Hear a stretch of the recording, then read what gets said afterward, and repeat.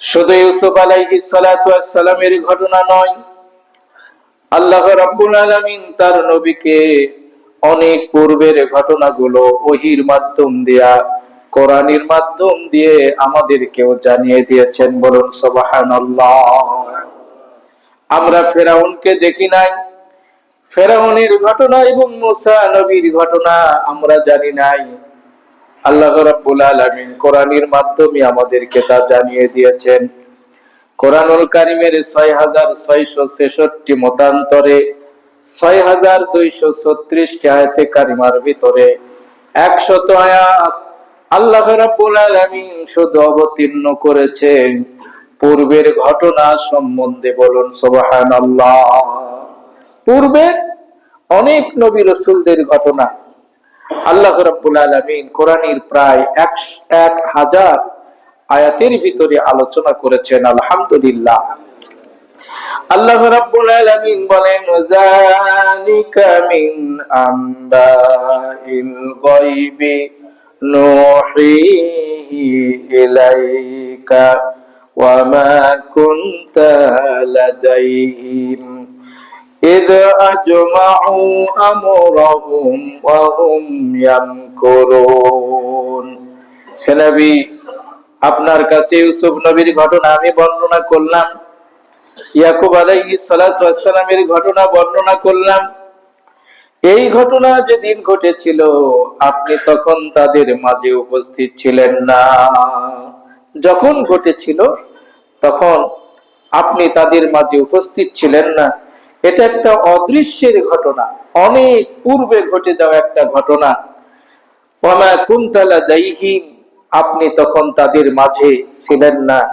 ইদ আজমাউ আমরাহুম ওয়া হুম ইয়ামকুরুন, ইউসুফ আলাইহিস সালাতু ওয়াস সালামের ভাইরা যখন তার সম্বন্ধে ষড়যন্ত্র করছিল, একমত হয়েছিল, 10 ভাই যখন একমত হয়েছিল, ইদ আজমাউ আমরাহুম, যখন তারা 10 জন একমত হয়ে গেল যে আমরা ইউসুফকে কূপের ভিতরে ফেলে দিব, এ ব্যাপারে যখন একমত হয়েছিল, ওয়াহুম ইয়ামকুরুন, এটা ছিল একটা ষড়যন্ত্র। এই ষড়যন্ত্র যখন তারা ভাইয়ের ব্যাপারে, ভাইয়ের জন্য ভাইয়েরা করেছিল, আপনি তখন তাদের মাঝে ছিলেন না। আমি আল্লাহ রাব্বুল আলামিন ওহীর মাধ্যম দিয়ে আপনাকে এই ঘটনা জানিয়ে দিয়েছি। বলুন সুবহানাল্লাহ। আল্লাহ রাব্বুল আলামিন ওহীর মাধ্যম দিয়ে অনেক পূর্বের ঘটনাগুলো আল্লাহ তাআলা নবীকে জানিয়ে দিয়েছেন তার রাসূল প্রমাণিত হওয়ার জন্য। আমরাও এগুলো ওহীর মাধ্যম দিয়ে অনেক ঘটনাগুলো জানতে পেরেছি। এখান থেকে বোঝা যায় যে রাসূলুল্লাহ সাল্লাল্লাহু আলাইহি ওয়াসাল্লাম অদৃশ্যের কোনো জ্ঞান রাখতেন না, জানতেন না। আল্লাহ রাব্বুল আলামিন অদৃশ্যের জ্ঞান, ভবিষ্যতের জ্ঞান আল্লাহ তাআলা নবীজিকে জানিয়ে দিয়েছেন। বলুন সুবহানাল্লাহ। অনেক মানুষ আমরা নবীর ব্যাপারে ধারণা রাখি। আজকে সমাজের অধিকাংশ তর্ক বিতর্ক, রসুল নূর না মাটি, রসুল গায়েব জানেন কিনা, মিলাদ পড়ার সময় দাঁড়িয়ে যেতে হবে কারণ নবীজি এখানে উপস্থিত হয়েছেন। বলুন নাউযুবিল্লাহ। এগুলো ধ্যান ধারণা ইসলামী চেতনার সঙ্গে সাংঘর্ষিক। আল্লাহ রাব্বুল আলামিন এই আয়াতের মাধ্যম দিয়ে আমাদেরকে জানিয়ে দিচ্ছেন রাসূল গায়েব জানতেন না, গায়েব জানতেন শুধু আল্লাহ। আল্লাহর রাসূলকে আল্লাহ রাব্বুল আলামিন গায়েবের অনেক জ্ঞান তাকে শিক্ষা দিয়েছেন। কুল ইন্নামা আনা বাশারুম মিথলুকুম ইউহা ইলাইয়া, আল্লাহ রাব্বুল আলামিন বলেন নবী আপনি বলে দেন আমি তোমাদের মতো একজন মানুষ।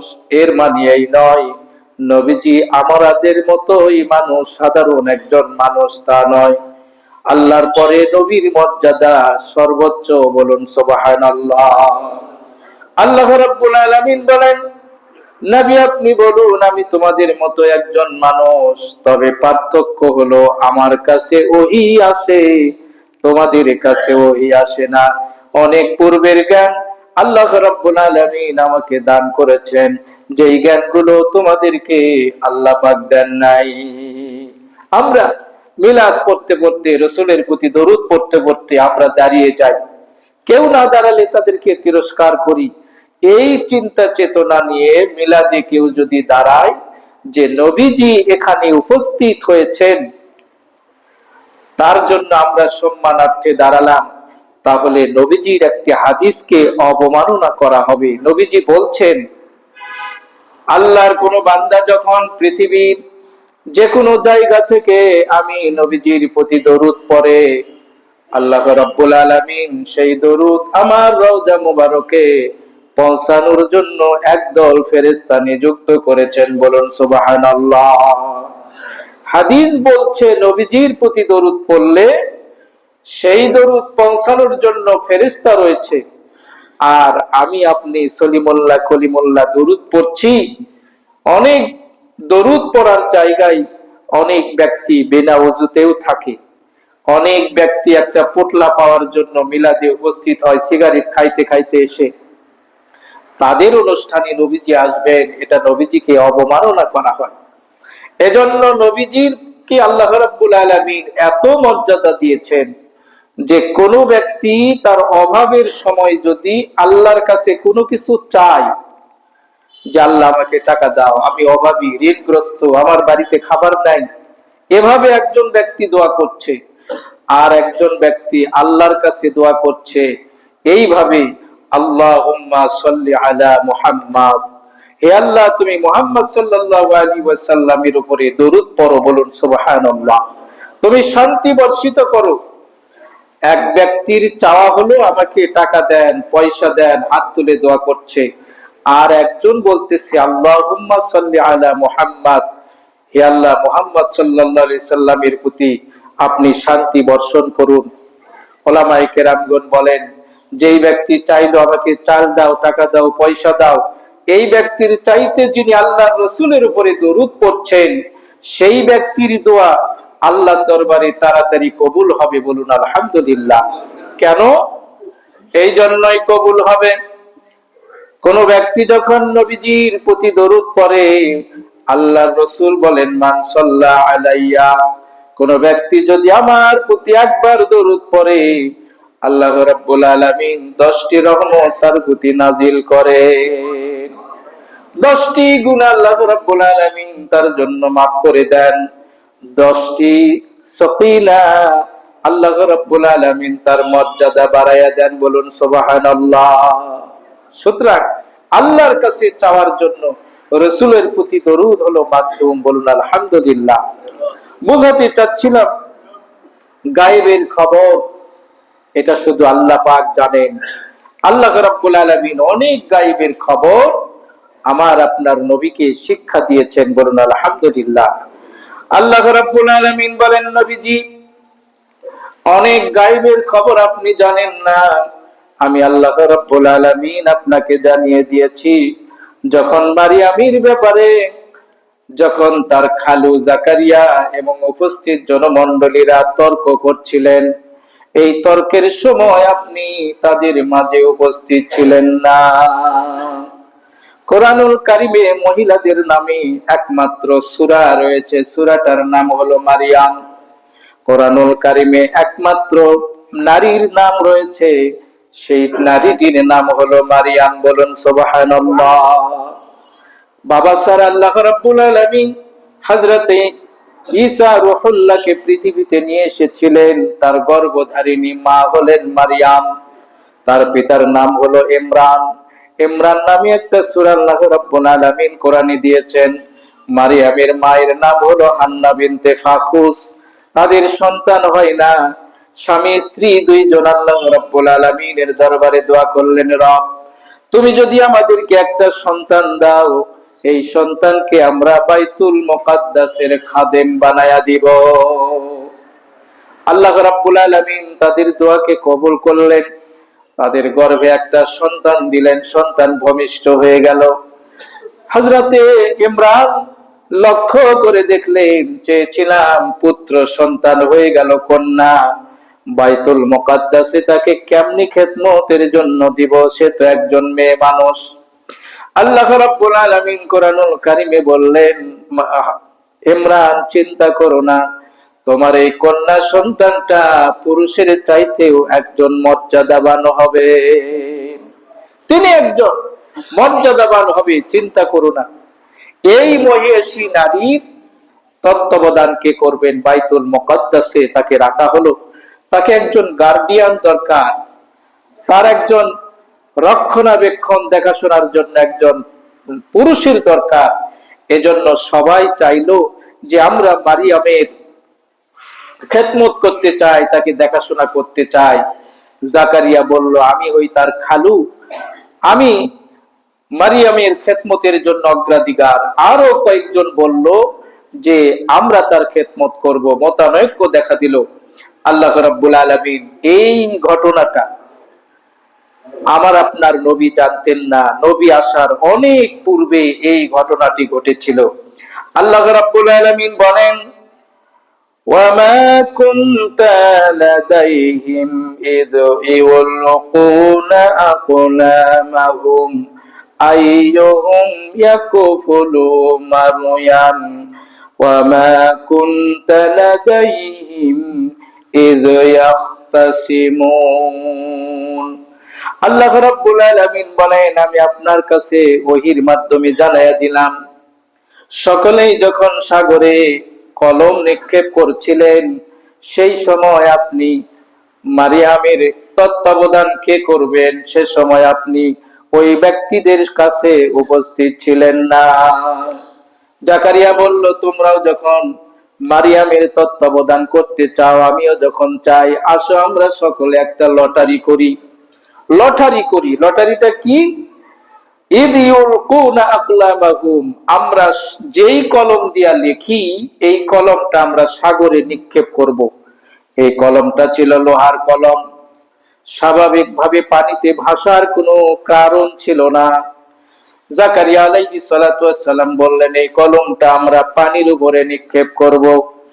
আল্লাহর পক্ষ থেকে মারিয়ামের তত্ত্বাবধানের জন্য যিনি মনোনীত হবেন, এই কলমটা তার কলম ভেসে থাকবে, অথবা স্রোতের বিপরীত এই কলমটা ছুটে চলবে। স্বাভাবিকভাবে কোনো জিনিস ফেলে দিলে সেটা যদি ভারী হয় ডুবে যায়, অথবা সেটা যদি পাতলা হয়, ভাষার মতো হয়, স্রোতের দিকে ভেসে যায়। আসো আমরা সকলে মিলে লটারি করি, পানিতে নিক্ষেপ করব কলম, যার কলম স্রোতের বিপরীত দিকে ছুটে যাবে অথবা কলম পানিতে ডুবে যাবে, সেই হবে মারিয়ামের তত্ত্বাবধানকারী। বলুন সুবহানাল্লাহ। আল্লাহ রাব্বুল আলামিন বলেন, নবীজি, এরা যখন কলম নিক্ষেপ করছিল, আপনি তখন তাদের মাঝে উপস্থিত ছিলেন না। এই ঘটনাটা ওহীর মাধ্যমে আমি আপনাকে জানিয়ে দিয়েছি। বলুন আলহামদুলিল্লাহ। সকলে নিক্ষেপ করলেন কলম। আল্লাহ রাব্বুল আলামিন সূরা ইমরানের 44 নম্বর আয়াতে কারিমার ভিতরে এই কলম নিক্ষেপের ঘটনাটা আমার আপনার নবীকে জানায়া দিয়েছেন। কলম নিক্ষেপ করলেন, কে হবে মারিয়ামের তত্ত্বাবধানকারী। এটা ছিল এক ধরনের লটারি। মারলেন সবাই, দেখা গেল সকলের কলম ডুবে গেল, স্রোতের দিকে ভেসে চলে যাচ্ছে। আল্লাহর নবী জাকারিয়া আলাইহিস সালাতু ওয়াস সালাম, তার কলমটা ভেসে থাকলো, তার কলমটা স্রোতের বিপরীত দিকে ছুটতে লাগলো। তিনিই হলেন মারিয়ামের তত্ত্বাবধানকারী। বলুন আলহামদুলিল্লাহ। এই মহিষী নারী হযরতে মারিয়াম আলাইহিস সালাতু ওয়াস সালাম আল্লাহর কাছে এত প্রিয় ছিলেন।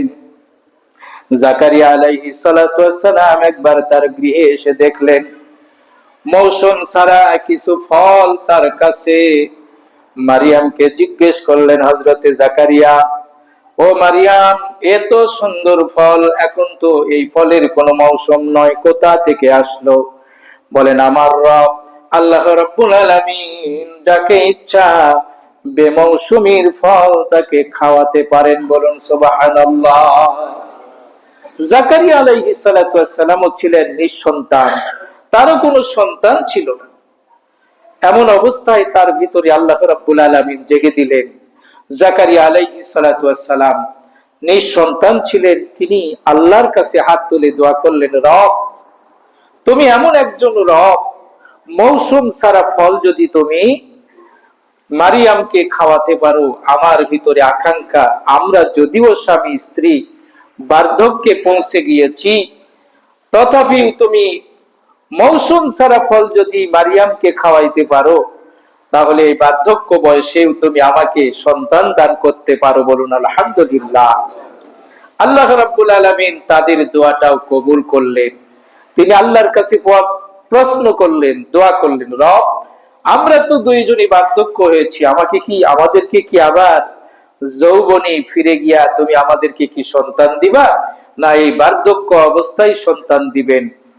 আল্লাহ রাব্বুল আলামিন জানিয়ে দিলেন, জাকারিয়া, তোমরা দুইজনই বার্ধক্য হয়েছো, এই বার্ধক্য অবস্থাতেও আমি আল্লাহ রাব্বুল আলামিন তোমাদেরকে সন্তান দান করব। বলুন আলহামদুলিল্লাহ। এখান থেকে বোঝা যায় যে আল্লাহ রাব্বুল আলামিনের কাছে অসম্ভব কিছুই নয়। বার্ধক্য বয়সে জাকারিয়া আলাইহিস সালাতু ওয়াস সালাম হযরতে ইব্রাহিম খলিলুল্লাহদেরকে আল্লাহ রাব্বুল আলামিন তাদেরকে সন্তান দান করেছিলেন। হযরতে জাকারিয়া আল্লাহ রাব্বুল আলামিনের কাছে দরবারে প্রশ্ন করলেন, আমাদের যে সন্তান হবে তার কিছু লক্ষণ আমাদেরকে দেখায়া দেন। আল্লাহ রাব্বুল আলামিন বললেন, জাকারিয়া, চিন্তা করো না, কোরআনুল কারীমে আল্লাহ এই ঘটনাগুলো বর্ণনা করেছেন। বোঝাতে চাচ্ছিলাম পূর্ববর্তী অনেক ঘটনাগুলো ওহীর মাধ্যম দিয়া আমার আপনার নবীকে আল্লাহ জানিয়ে দিয়েছেন। আল্লাহ বললেন, জাকারিয়া, সালাসাতা রমজা, 3 দিন তুমি কোনো মানুষের সঙ্গে কথা বলতে পারবে না। এটাই হলো তোমার লক্ষণ যে তুমি এখন বাবা হতে চলেছো। বলুন আলহামদুলিল্লাহ। আল্লাহ রাব্বুল আলামিন বলেন, হে নবী, আপনাকে ওহীর মাধ্যম দিয়ে ইউসুফ এবং ইয়াকুব আলাইহিস সালাতু ওয়াস সালাম তার ভাইদের ঘটনা আমি পুঙ্খানুপুঙ্খ আলোচনা করেছি, যে সম্বন্ধে আপনি কোনো অবগত ছিলেন না। ইউসুফের ভাইরা বাবার কাছে ছলনা করে তাকে নিয়ে গিয়েছিলেন, কূপে ফেলে দিলেন, ছাগল জবহ করে ছাগলের রক্ত জামায় লেগে বাবার কাছে নিয়ে এসেছিলেন। অনেক ঘটনাগুলো, জেলখানায় পৌঁছে গেলেন, মিশরের বাজারে বিক্রয় হলেন, সেখান থেকে তিনি রাষ্ট্রপতি পর্যন্ত পৌঁছে গিয়েছিলেন। আল্লাহ রাব্বুল আলামিন বলেন, এই ঘটনা যখন ঘটেছিল তখন আপনি তাদের কাছে ছিলেন না। আল্লাহ রাব্বুল আলামিন বলেন, শুধু তাই নয়, ফেরেশতারা যখন আল্লাহ রাব্বুল আলামিনের কাছে যখন তর্ক করছিলেন তখনও আপনি তাদের কাছে ছিলেন না। মা কানা লিয়া মিন ইলমিন বিল মালাআল আ'লা ইয ইয়াখতাসিমুন। ঊর্ধ্ব জগতের ফেরেশতাদেরকে আমি আল্লাহ রাব্বুল আলামিন যখন বলেছিলাম, ইন্নী জাইলুন ফিল আরদি খলিফা, আমি খলিফা এই পৃথিবীতে বানাবো, ফেরেশতা সৃষ্টি করব, তখন একদল ফেরেশতারা এর বিরোধিতা করেছিল, তখন আপনি তাদের মাঝে উপস্থিত ছিলেন না। আল্লাহর নবী হযরতে মূসা আলাইহিস সালাতু ওয়াস সালামকে আমি তুর পাহাড়ে ডাক দিয়েছিলাম। সূরা কসাস 45 এবং 46 নম্বর আয়াতে কারিমার ভিতরে আল্লাহ ঘটনাটা বলেছেন। যখন আমি মূসাকে তুর পাহাড়ে ডাক দিয়েছিলাম, মূসা আলাইহিস সালাতু ওয়াস সালামকে ডাক দিয়েছিলাম 30 দিনের জন্য, আরো 10 দিন বাড়াইয়া দিয়া 40 দিন পরে তাকে আমি তাওরাত কিতাব দান করেছিলাম। বলুন সুবহানাল্লাহ। তখনও আপনি তাদের মাঝে ছিলেন না। আমি আল্লাহ রাব্বুল আলামিন এই ঘটনাটা ওহীর মাধ্যম দিয়ে আপনাকে জানিয়ে দিয়েছি। বলুন সুবহানাল্লাহ।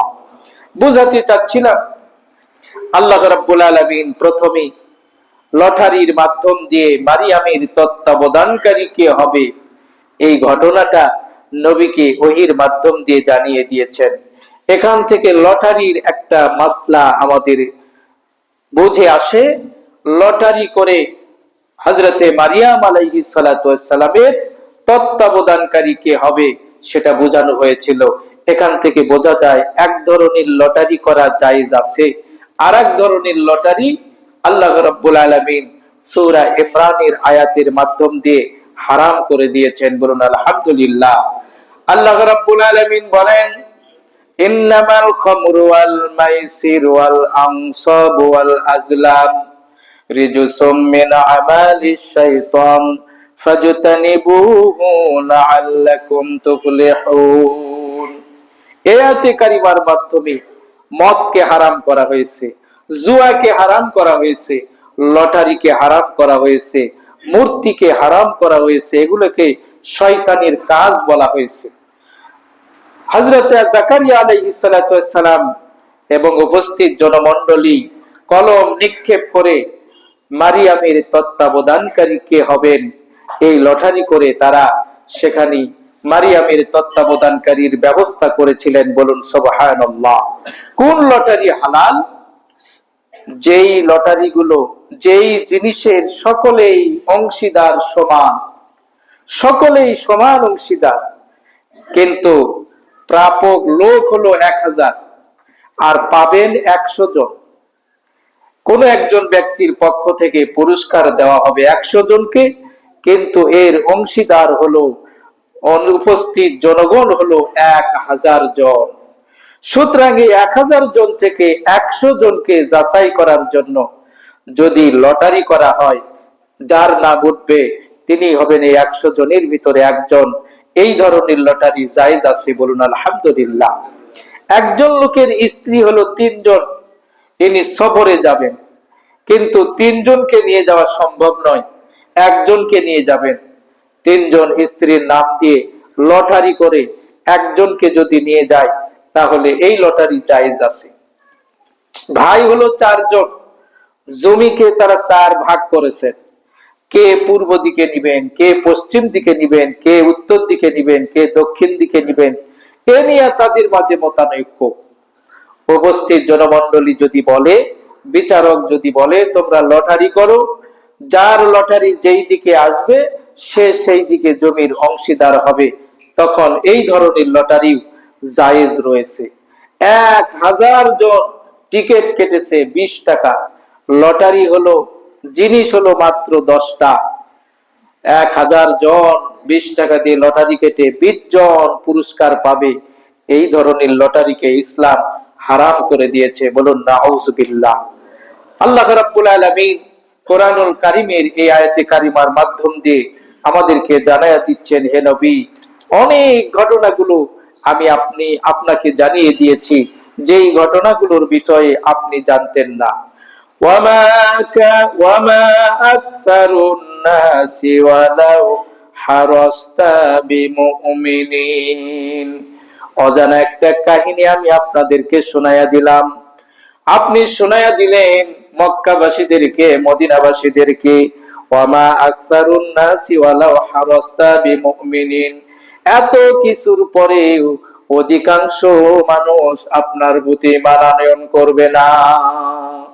এত সুন্দর একটা ঘটনা আপনি বলে দিলেন, যেই ঘটনাটা তারা জানতে চেয়েছিল, এত সুন্দর ঘটনা বলার পরেও অধিকাংশ মানুষকে আপনি দেখবেন তারা আপনার প্রতি ঈমান আনয়ন করবে না। বলুন নাউজুবিল্লাহ।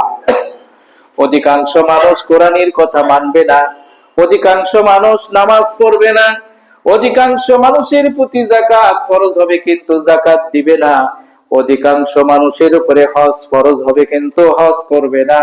আল্লাহ রাব্বুল আলামিন বলেন, ওয়ামা আকসারুন নাস, অধিকাংশ মানুষ আপনার সঙ্গে তর্ক করবে কিন্তু তারা আপনার প্রতি ঈমান আনয়ন করবে না।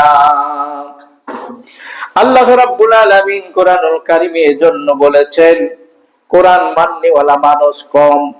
আল্লাহ রাব্বুল আলামিন বলেন, ইত্তাবিউ মা উনজিলা ইলাইকুম মির রাব্বিকুম ওয়া লা তাত্তাবিউ মিন দুনি আউলিয়া। হে নবী, আপনি তাদেরকে বলুন, আপনার প্রতি আমি যা কিছু অবতীর্ণ করেছি এই বিধানের প্রতি তারা যেন অনুসরণ করে, আর এই বিধান ছাড়া অন্য কোন বিষয়ের প্রতি তারা যেন অনুসরণ করে না। কলিলাম মা তাযাক্কারুন, অধিকাংশ মানুষ এই উপদেশ বাণীগুলো মানবে না।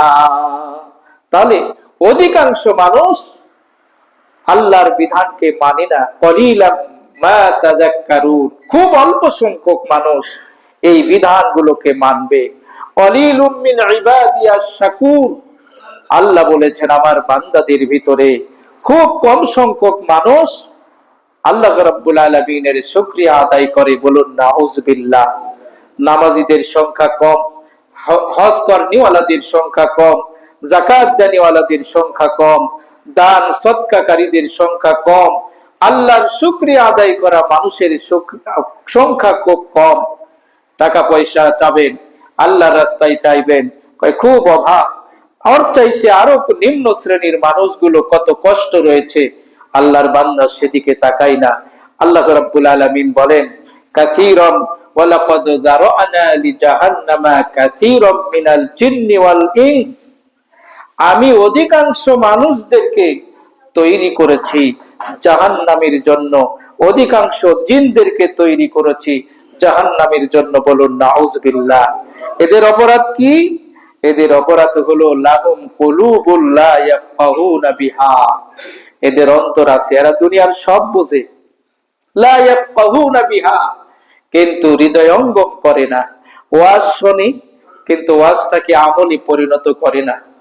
আল্লাহ রাব্বুল আলামিন বলেন এদের অন্তর আছে কিন্তু হৃদয়ঙ্গম করে না। ওয়ালাহুম আয়ুনুন লা ইবসিরুনা বিহা, এদের চোখ আছে কিন্তু দেখে না। চোখ আছে, কোরআন হাদিস ভালো মন্দ সব কিছু দেখে, দেখার পরেও তারা না দেখার ভান করে। ওয়া আযানুল লা ইয়াসমাউনা বিহা, আল্লাহ রাব্বুল আলামিন বলেন এদের কান আছে, এরা শোনে কিন্তু শোনার মতো শোনে না। আল্লাহ রাব্বুল আলামিন বলেন এই সংখ্যক মানুষ, শুকরিয়া আদায় করা মানুষের সংখ্যা খুব কম। আমি আপনার প্রতি ওহী নাযিল করে পূর্বের অনেক ঘটনাগুলো জানিয়ে দিয়েছি, কিন্তু অধিকাংশ মানুষগুলো আপনার প্রতি বিশ্বাস স্থাপন করবে না। বলুন নাউযুবিল্লাহ। এজন্য আসুন কোরআনের বিধানগুলো আমরা মেনে চলার জন্য চেষ্টা করি।